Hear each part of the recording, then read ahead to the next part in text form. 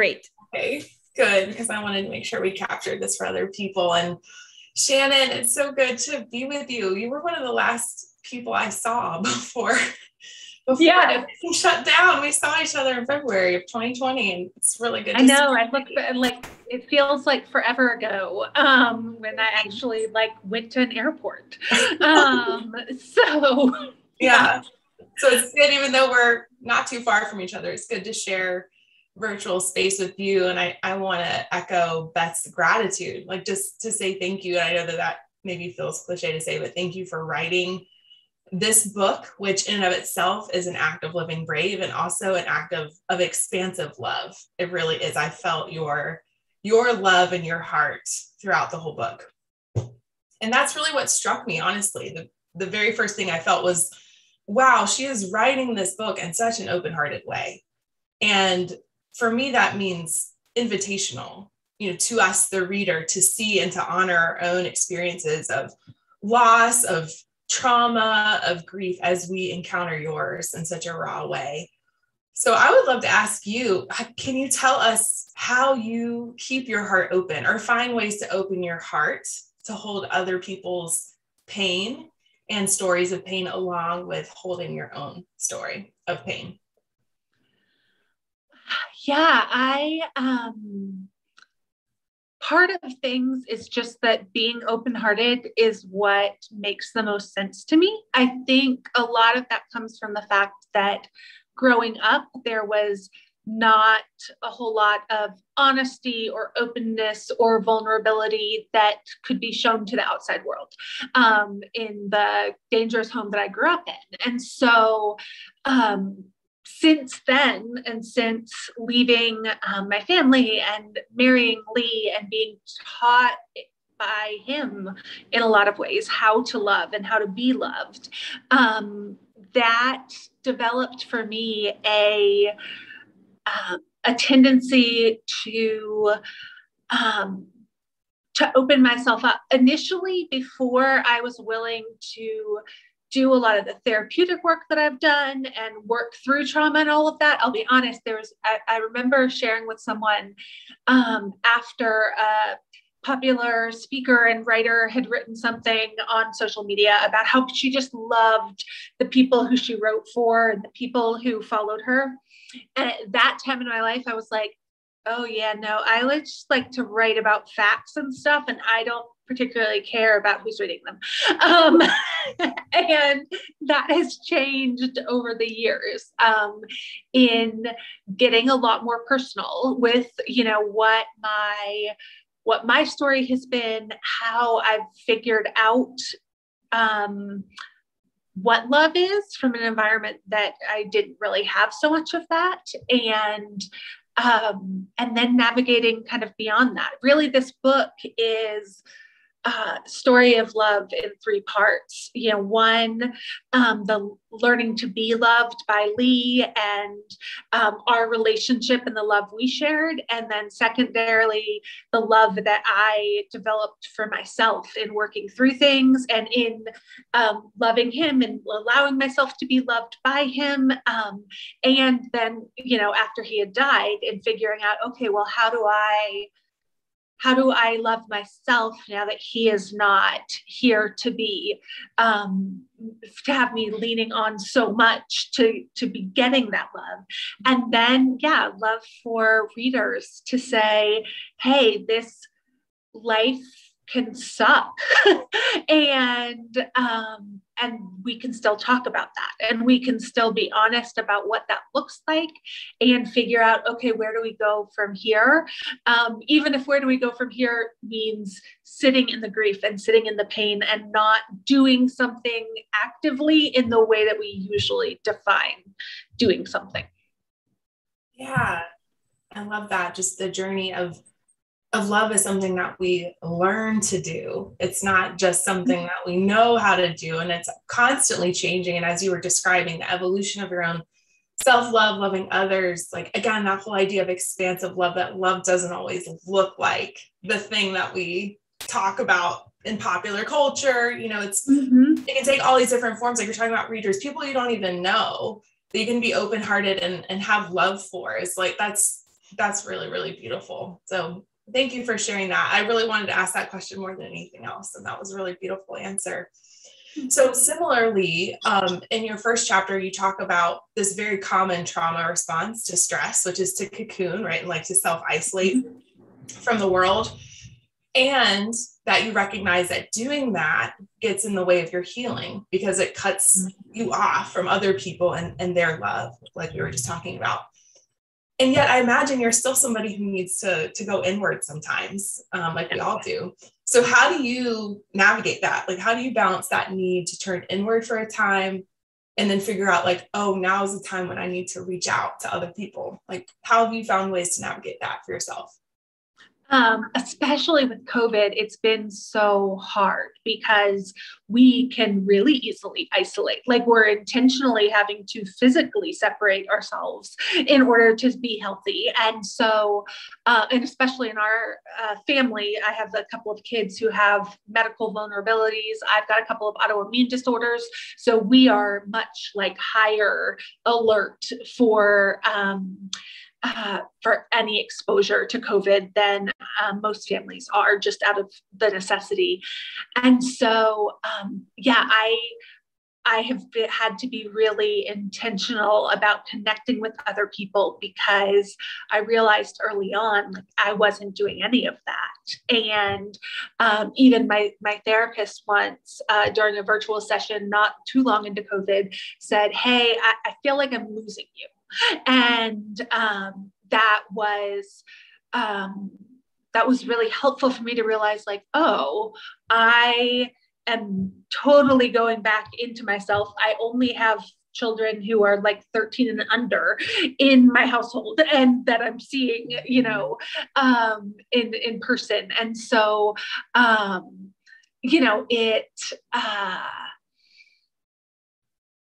it's I think a constant balancing act. I don't think any of us ever have it like fully figured out. I have a lot of dear friends who have learned either from me telling them when I've been kind of healthy enough to express that, or just from the fact that, like they'll realize, hey, I haven't heard from her in a while, and who will hold me accountable to like actually, respond eventually. My friend Jessica is really good at texting me again and again and again until I finally respond. And she knows like eventually I'll get there, but she's not going to let me feel like she's forgotten me. And so sometimes things happen because friends reach out. Honestly though, the fact that I have 6 children and I'm a single mom means that oftentimes that moment to recharge happens in like little pockets here and there. Like, okay, I dropped you off at school and I've got a drive back to the house and I get to have like some moments there and have some intentional playlists and whatever, so yeah, I mean, I think that's such a good question, and something that all of us, I think if we're honest, struggle with and have to keep working kind of through that. Okay, how do we, be wide open, but also take the time and space for ourselves individually? Yeah. And I was just thinking too about those times of cocooning. They can be times of really deep self-nurture and self-love, right? Like it can be that space of like soothing yourself, and there gets to be a point where like you need something else, and so it's like navigating like, what kind of cocoon am I in right now? Is this something that's like actually nurturing to me, or is this keeping me from what I need? And I was just thinking about different moments when like the isolation has been helpful and sometimes when it's been harmful. And like, I imagine it's just kind of navigating each situation. Yeah. And also I was thinking about something the holistic psychologist talks about with like loving people is loving their trauma too. And as you're talking about your friends who know and love you, like they have to love the part of you that's traumatized and has responses to that, and then know like what they need to do to kind of help get you out of that. And I feel like that's why deep relationship is so important, because people have to know like how we show up and what we do when we're stressed out. And the people who don't know us well, like they don't always know the thing that we need. So I'm thankful for that community of folks that you have who know you well enough to know that actually texting you many times is actually like sometimes what you need, right? Yeah. Yeah. So speaking of that, like you talk a lot about the awkwardness of grief, and it sent me back. I looked through our like DMs on Twitter because I remembered after Lee died, I had sent you like a really awkward message. And I said, I'm sending a potentially awkward message that I see you and I agree with you. And you responded, I embrace the awkward, like in addition to some other things. And it just struck me that we're so uncomfortable with embracing the awkwardness of being messy human beings with messed up experiences for which there's just really nothing to say. Mm-hmm. So can you talk with us about how being awkward is brave? Yeah. I think generally what we call awkward is anytime when we're not fitting in the rules of society, that, okay, we're doing something outside of this norm. And in our culture, particularly, grief at all is outside of the norm. I mean, we're all grieving in so many different ways, especially with COVID, but just the regular ways we end up grieving anyway. But we don't talk about it, and we don't, we almost act as if we're allergic to grief, like that's something that we just can't go there. I didn't even realize so much that was a thing. When Lee died, I started writing a lot and tweeting a lot about the grief process, about how much I was hurting, and how much the one phrase that I've used a lot is that his absence is so loud, and especially like after I've put the kids to bed, and usually we would have some time together, and that was missing him seemed like it filled up the whole room. And so then I started getting a lot of messages from others, women, but, kind of across the gender spectrum, saying, hey, I didn't realize that I didn't feel like I could grieve like this, but I'm reading the things you're posting, and I feel the same way, but I haven't had words for it. And so I think one of the biggest things in embracing what the awkward is, particularly in grief, is just giving language to things and giving permission to not just say, fine, when somebody asks, how are you doing? I mean, sure, I know there's plenty of people who, like in the school, I was at the high school today because my two oldest are going into high school. And I wouldn't have like laid things out to the school secretary, if she was like, how are you? I was not going to like go into all of the details there, but we need to have people who we can say, how are you really? Or give that honest answer to, even if it's awkward, and even if somebody looks at you like you're just like absolutely outside of any boundaries that are supposed to be. One example with the principal today of the girls' school, I was talking to them about how we were in the process of moving because we had a flood in our house. And so this beginning of the school year is going to be a little weird, but I think that we've got things. And then I offhandedly said, because to me, this is normal. I said, but I mean, this is how they're starting 9th grade, but they started 7th grade the week in between their father's death and his funeral. So relatively, like the whole moving thing isn't that bad. The look, like Josie and I especially will describe it, my oldest, of like, okay, all of a sudden we've lost the person, and that is not what they were expecting to come out of her mouth. And I no longer feel like I have to clean that up. Like I didn't say, oh, I'm sorry, or anything like that. I just was like noted her face and was like, okay, so good meeting you, and like moved on, because there wasn't I did not feel like I needed to rescue that awkwardness. Like, okay, this is just kind of where things are. And so have a good day. But I think that that's so essential, because I think in part why we're uncomfortable with people when they're hurting in any way is some of us feel obligated to manage other people's feelings. Yeah. And I think what you just said is like, it's not my responsibility to manage your feelings about how you felt about this truth that I just shared. Like, that person will have to figure it out, and like just kind of owning your own emotion, your own grief, your own stuff. And like, I feel like that's what makes it so difficult sometimes. And even for you in a situation where like, that's like a time when it's acceptable to grieve, right? Your husband died. But there's so many instances where it's not even culturally acceptable to grieve at all.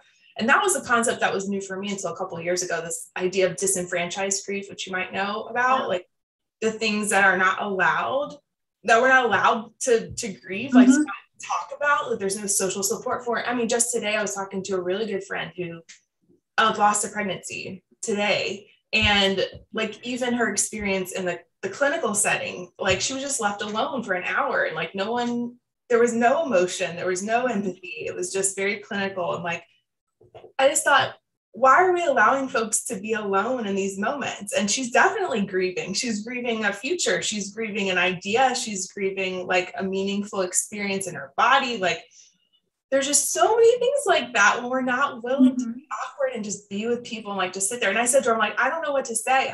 I'm here and I love you and I'm not going anywhere, you know? And just that willingness to like sit there and shut up sometimes. Sometimes what people need, you know? So that image is not going to leave me of the woman's face. Yeah. Well, and so many people, especially right after Lee died, but at other times when I share pieces of my background and childhood and sex trafficking, or, you know, just a variety of different things, people often respond, well, I don't know what to say.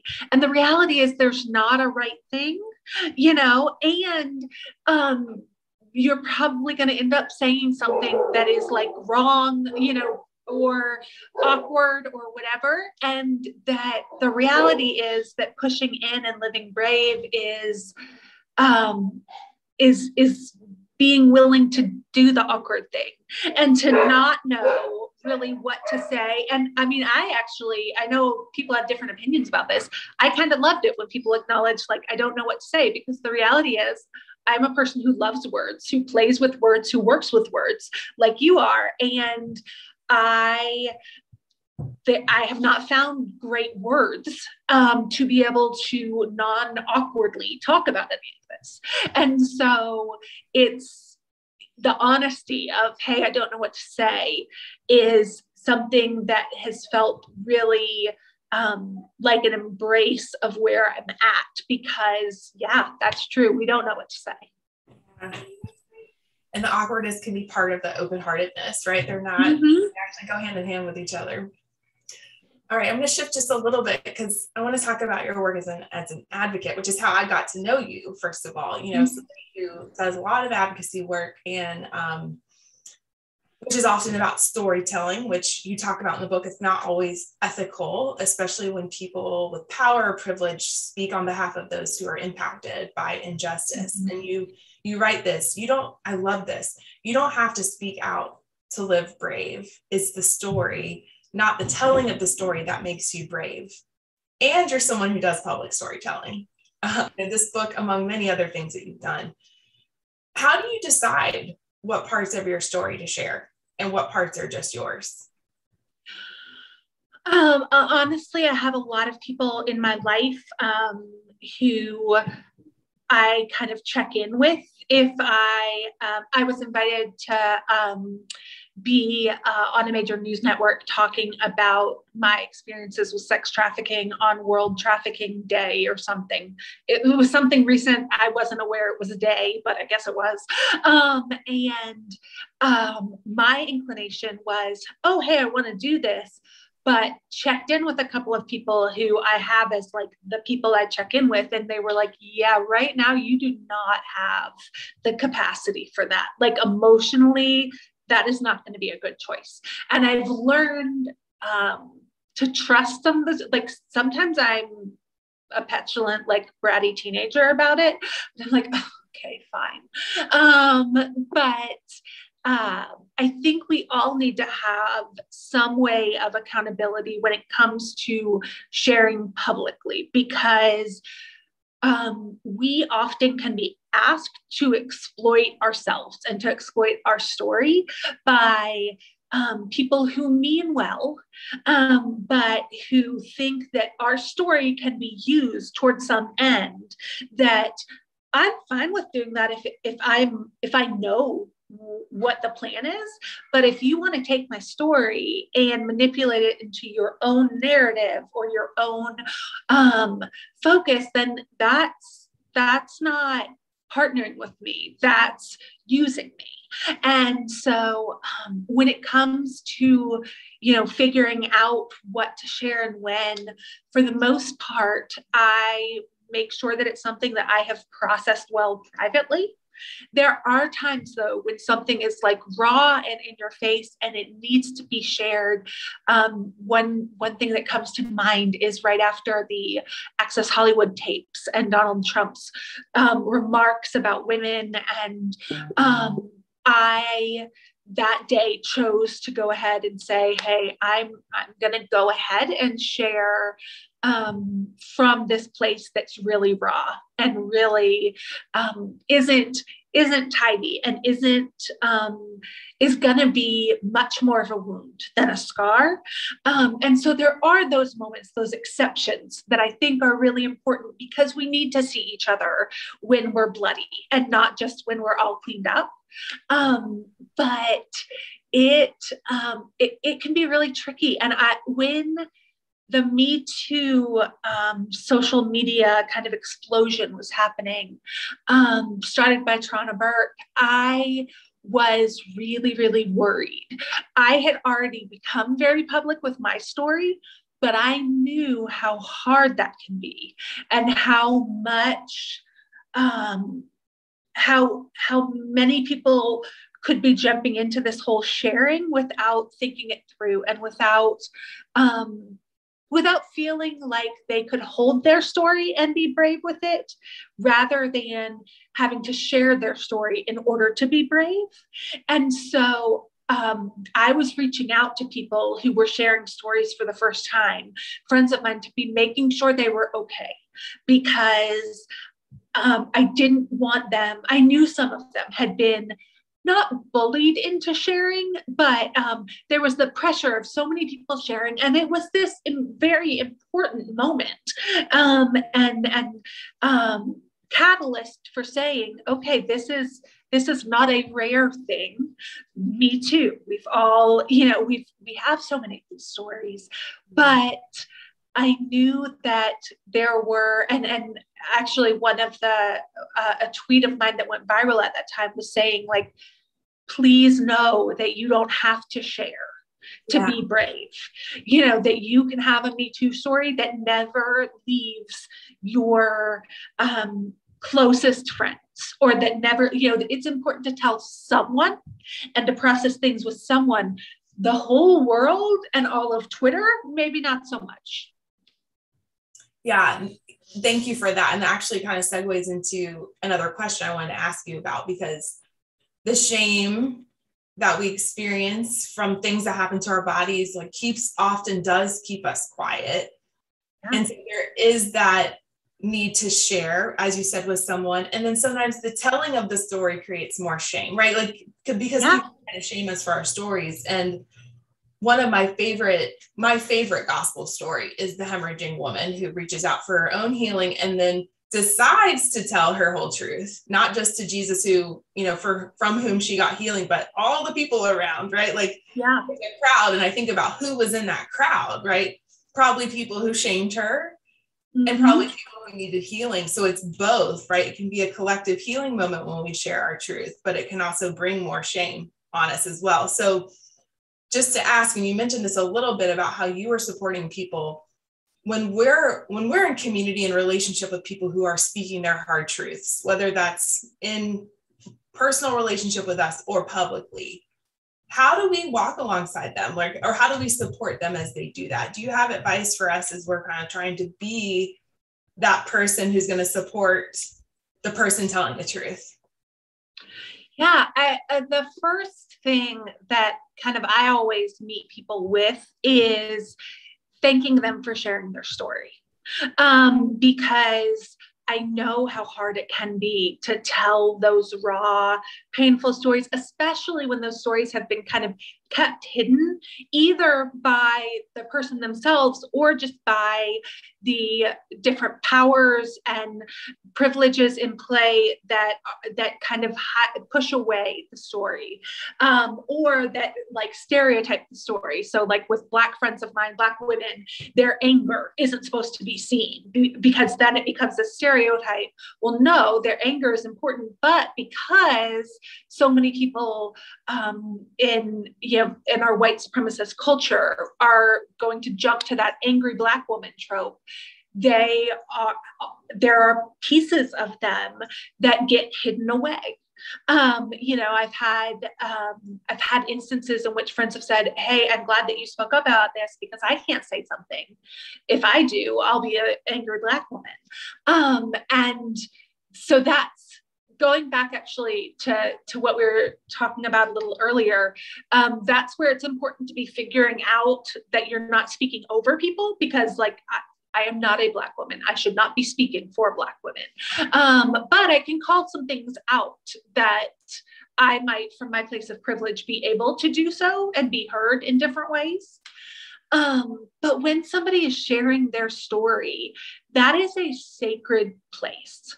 And especially when things are getting a lot of pushback, and that can be in public from trolls and all of that, and really negative responses online. But that can also be from the family member who would prefer you keep that secret, or from the school leader or administrator or church leader who is preferring for whatever truth you have to be hidden away. Like, let's be a little less truthy, which isn't a thing, but like that's kind of what some folks will want people to do.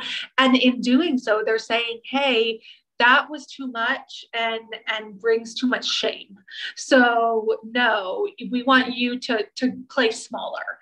And so for those of us who want to be encouraging others, basically affirming them for not playing small, affirming them for not being silent, affirming them in saying, thank you, I know that had to be hard, instead of treating it lightly, like that putting whatever they've put out there is nothing, when we know that for some people it's everything. It's such a huge, important moment.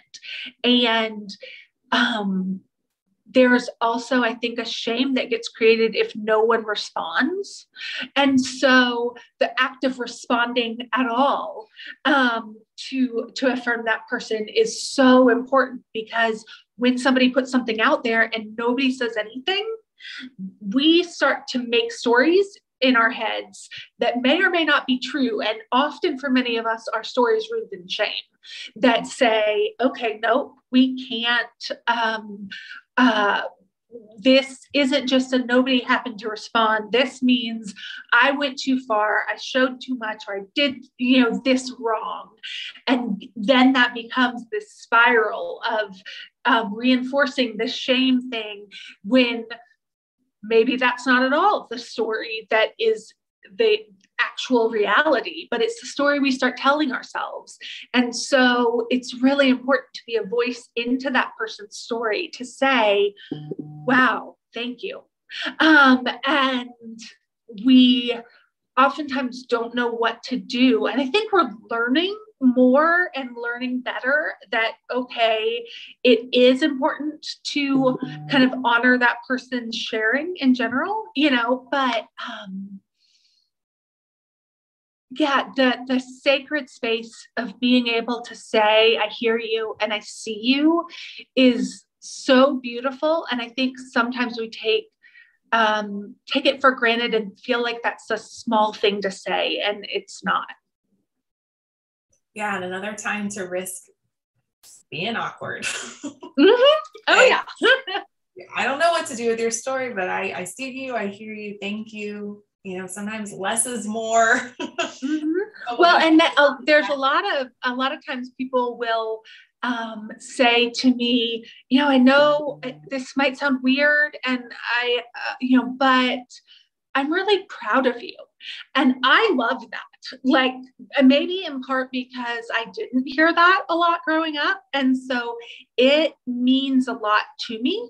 I'm sure maybe there's some people who don't receive that as well. I don't know. But the fact that people are willing to risk the, like, okay, I don't know how this is going to go, it tells me, okay, at least I know sort of where they're coming from, and okay, yikes, what's coming next. And when it's not, I'm like, oh yeah, that it seems weird to tell another adult that sometimes. It doesn't to me. Like, I tell people I'm proud of them all the time. But being open to saying something that feels very much at the core like what you want to say or what you want to express.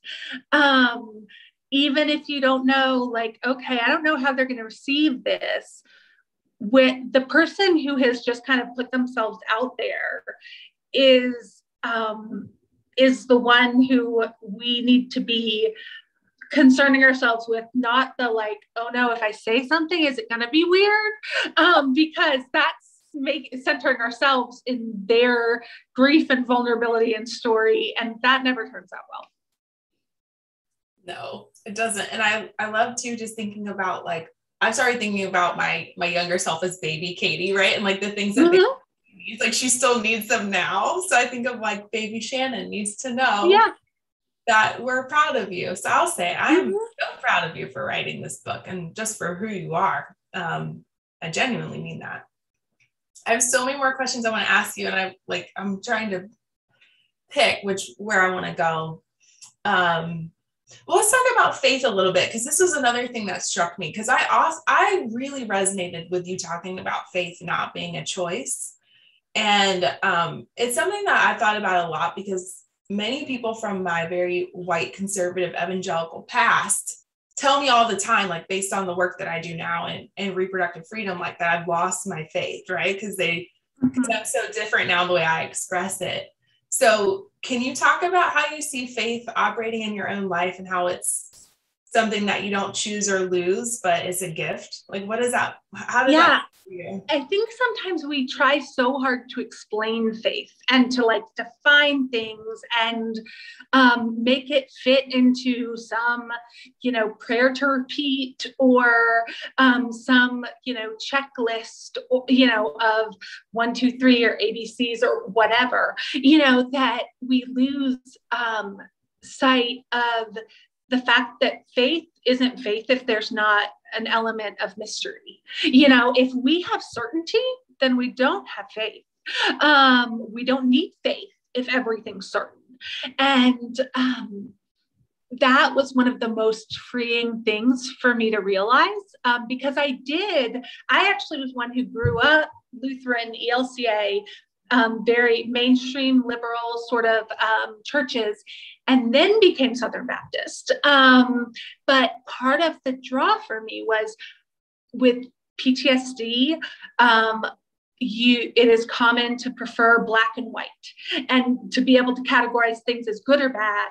And the evangelical church offered me a whole lot of very clear black and white, not a lot of gray. And it was brave for me to finally acknowledge, like, okay, there's all this gray that just isn't explained here, but also terrifying.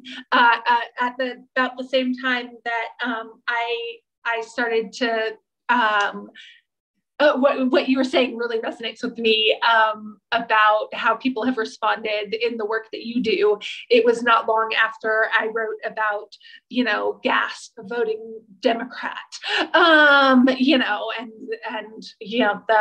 the number of really lovely messages I got about killing babies. I think my favorite was from a woman who had served in ministry under me at the church that we had been at previously, who messaged me and told me that I was leading my husband and children down a secular liberal path.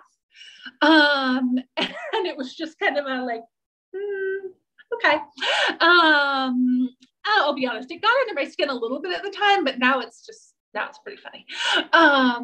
But the reality is that I'm the most nervous about people of faith who won't accept questions than I am. We know that it wasn't, Jesus's encounters with people weren't scripted, weren't, this okay, one size fits all. So, this is the answer, and you over here, same answer. No, that wasn't how Jesus interacted with people. It isn't how Jesus interacts with us. And so knowing this, okay, I can't explain my faith to you. I can share it with you, but I feel like faith has been a gift in my life, not something that I have created or that I have decided, or, that this is something that is deeply rooted in me in a way that I could not have chosen for myself. When I think to okay, how did I end up becoming someone who believed these things, or, a person of faith in the way that I am now, I can't come up with okay, here's the list of how, that happened. It's a miraculous thing. And I think if we treated more things with mystery and miracle and a willingness to not have things figured out, I would love to see not just faith communities here and there, but a larger faith movement that is much more focused on not having answers. And that's happening in places, but I'd love to see more of it. Yeah, I love that too. And for me, it brings up, we should have a whole conversation about the divine feminine. Yeah. A lot of that, but that's another conversation another time. But I want to ask one more, if that's okay, Beth, and then we'll see if folks have questions. If not, I've got a few more I would love to ask you, or maybe Shannon, see where you want to go.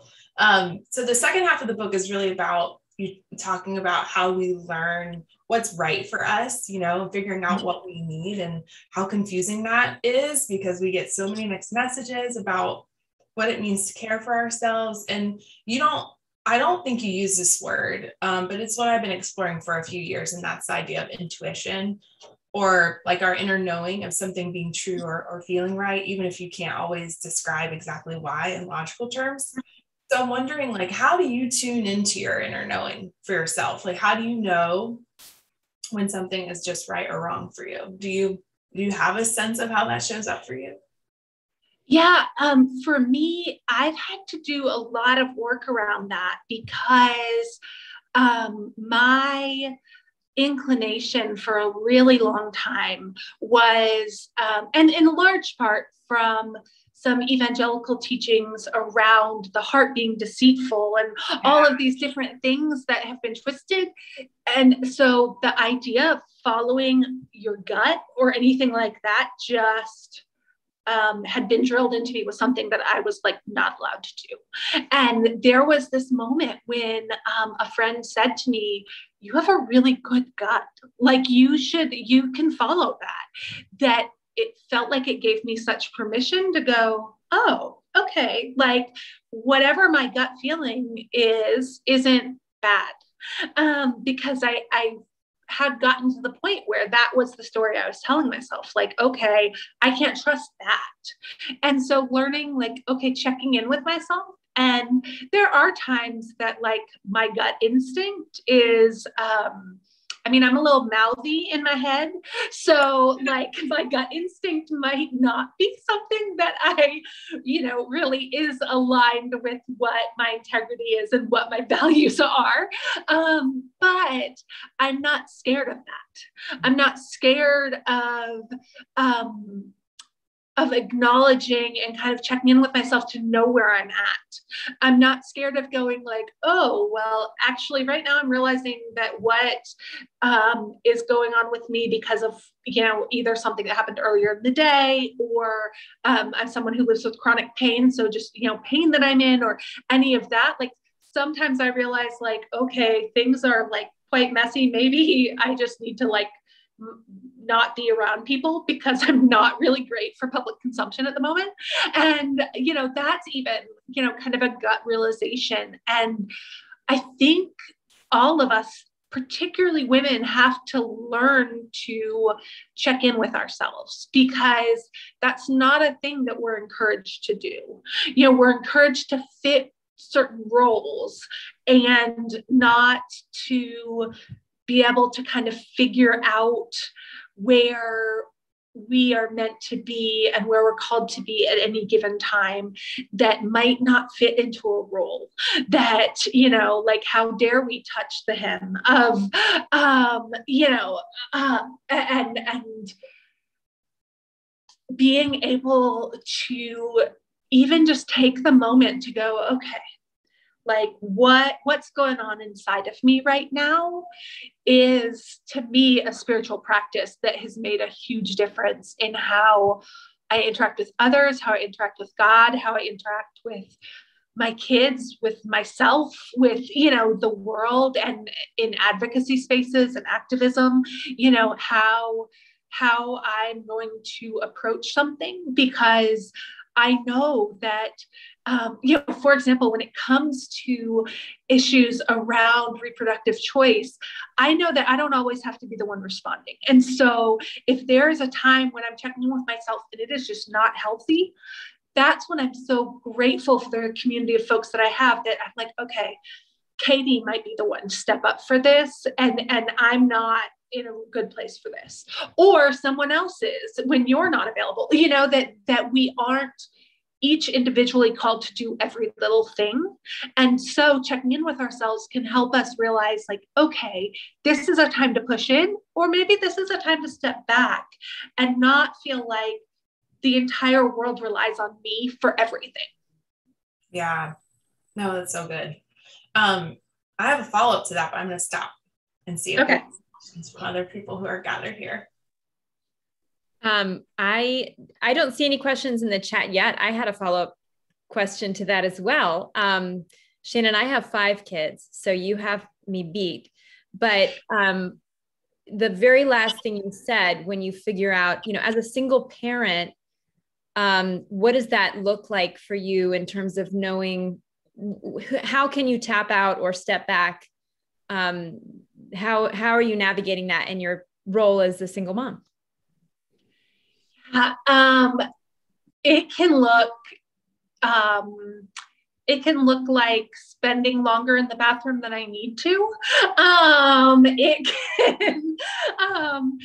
But also, I've had to become way more honest with my kids than I ever was before. And so saying, like, hey, mom needs a moment, or, saying, I can't do that right now, but can we do this? Like, I can sit with you. I can't be doing all of this. Or even realizing that the noise is really getting to me and putting on headphones that I'm not listening to anything in. But that, to kids, I guess, because of like kind of the technology that they grew up with and everything, headphones to them symbolizes something. And they kind of like get the realization. And I utilize all of the mental health supports I have. And so sometimes it's like stepping out of the room, taking a Xanax as it's prescribed for me to take, and taking that time to go, okay, let me breathe. Let me, take some time before responding to something until I know that biochemically my body is where it needs to be in order to respond well. And sometimes we talk about or treat things like that like they're secrets or like they're jokes, but no, that is very often there's times where it's like, okay, this is a moment checking in with myself where I am not able to be the mom that I need to be, and I'm way too activated. But I don't have a partner. And maybe in that moment, there's not someone else who I can call. I mean, sometimes I'll text somebody and be like, hey, can you come over? I need that. And so, yeah, it's taking what I can when I can. And also, one thing that I've found to be so important, and that makes me very grateful and hopeful that in-person school is going to go well, is, that I need to intentionally have time that isn't me and the kids. So, whether that means plopping them in front of screens, if that's what it needs to be, whether that means having a friend come over, or I have one of my dear friends, Andrea, who lives in Canada, has judged several dance competitions of my children, or sock dancing or sock sliding. I can't remember what the kids call it. But they will set up the iPad and she is judging them so that I can have a break. So that things like that, we've had to get a little more creative with quarantine stuff and all of that, but I think a lot of it is knowing what you need and then being really creative to get at least a little bit of that. There's a lot of times as a single mom that I'm not getting, I know what I need, and that's not something that's going to be happening right now or tonight or whatever, and being willing to accept that and know, okay, well, how am I going to create that sometime later? Because I can't go without this forever. Yeah, I love that image of their kids doing the sock sliding, and just the creativity of hey, here's an activity that I can do from a distance that will give Shannon 20 minutes. That's quite beautiful. Yeah, that's great. Are there any other questions, or can I ask another one? Yeah, I think, Katey, I think we have time for you to ask one more question. I mean, you've got such great ones that I'm happy to let you wrap it up here. I was going to go along now. Let me just quickly say the line when you're talking to your therapist and she says, what would happen if you said no? That one really punched me in the gut, because I had a coach ask me that this year and I started crying when she asked me that. Once I started unpacking what that meant for me. And I think it's so connected to what you just said around there's saying no and then figuring out your needs and your desires. So big. And I just wanted to say I really resonate with that. But I'm going to ask you a different question as my last, since I only have one more. So back a few chapters that we were talking about, there's this awesome line that you have. You say both freedom and captivity are unsafe in their own ways. When we're captive, all we know is imprisonment. When we look toward freedom, it's all unknown. And you are someone I see as moving toward freedom in different kinds of ways. So I'm wondering, what has been something beautiful revealed to you that you couldn't see at the time that you chose to leave the prison of silence for yourself? I have gotten more than my fair share of really negative responses from people too, but the beauty of, usually via emails or direct messages or whatever, of folks who respond when I've kind of put myself out there more and shared something that is freeing for me, but also terrifying all at the same time because of the uncertainty of what's going to happen. there have just been so many beautiful stories that people have responded with. So many ways that others have shared ways that they've found freedom, or that they're going to do something and, and are feeling emboldened by what I've shared to do this huge, brave thing for themselves. But I think one of the most beautiful things for me has been the ways that it's changed my parenting, from a like, okay, let's, I am in conversation with my kids more than I'm talking at them, because I know that I found freedom to be both terrifying and more healing than anything else has been. And so instead of keeping them in like this sheltered box, which you can do at least more so when they're littler, but now as mine are getting bigger, especially with COVID, I could keep trying to do that, but it wouldn't be the place where they would flourish. And so getting to know them and love them where they're at, I have 6 very different kids.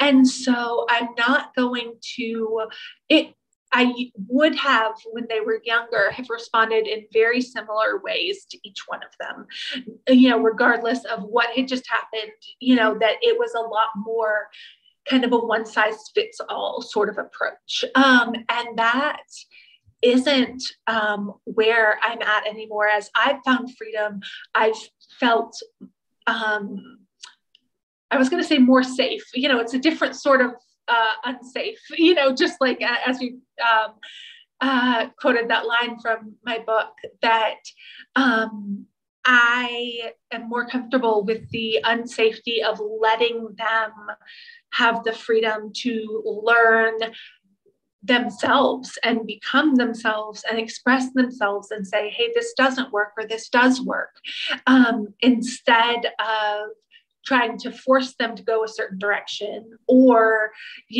pushing them into a category that maybe isn't who they are or who they're meant to be. And so in kind of letting who I'm meant to be unfold in expressions of freedom, and in becoming more and more free in Christ, in myself, in this world, I can take so much more joy in letting and seeing and creating space and permission for my kids to be doing the same things as they're growing up. It's beautiful. Oh my gosh, thank you so much. That's such a beautiful ending, and an act of faith every day also. That approach to parenting. So thank you. Especially my girls start high school tomorrow. So that was me like very much preaching to myself as well. Gosh, I want to say just a huge thank you to both of you, Katey, for just being so thoughtfully prepared and engaged. We're so excited for your next book to come out. It's such an important book, and we will certainly be happy to have you back. And we're so grateful that you could be a part of this conversation tonight.